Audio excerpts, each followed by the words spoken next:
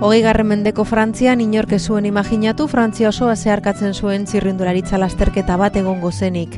Baina Gio Lefebvre, Loto egunkariko kazetari batek inspirazio hori izan zuen. Loto egunkariak 1903ko urtarrilean aurkeztu zuen lasterketa eta berehala Frantziako turraren promozioari esker 35.000 egunkari saltzetik 75.000 saltzera igaro zen. Pixkanaka zaleek errepiden ertzeak hartu zituzten euren heroiak txalotzeko. Holan jaio ziren gaur egun ezagutzen ditugun txirrindulari ospetsuenak.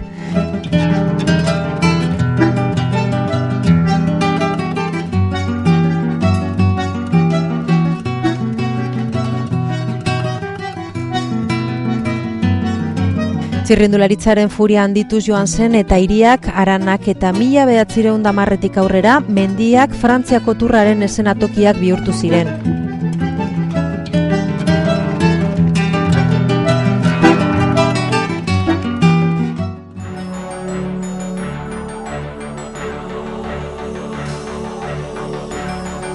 Mila 1959an turra Euskadira lehenengo aldiz heldu zen.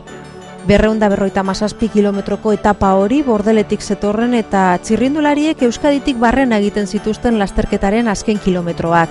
Luis Caput etapa horren garailea harrituta geratu zen euskal jendearen zaletasunarekin eta eurei garaipena eskaintza erabaki zuen.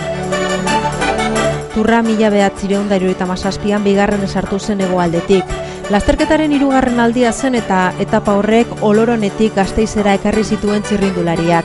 Kastaldeko txirrindulari batek lortu zuen garaipena Gasteizko helmugan.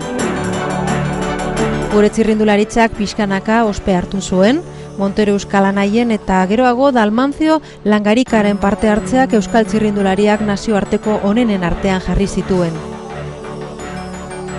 Euskal Herriko bi txirrindularik lortu zuten turraren garaipena. 1937tik 1981 arte, urte asko igaro ziren, baina garaipen hauen garrantziak euskal txirrindularitza goi mailetan jartzea lortu zuen.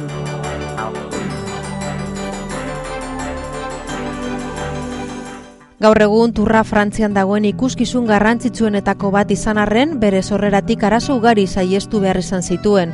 Frantziako barne arazo politikoak eta mundu gerrak besteak beste. Turra milaka lagun mugitzen dituen lehiaketari garrantzitsuena bihurtuz joan da.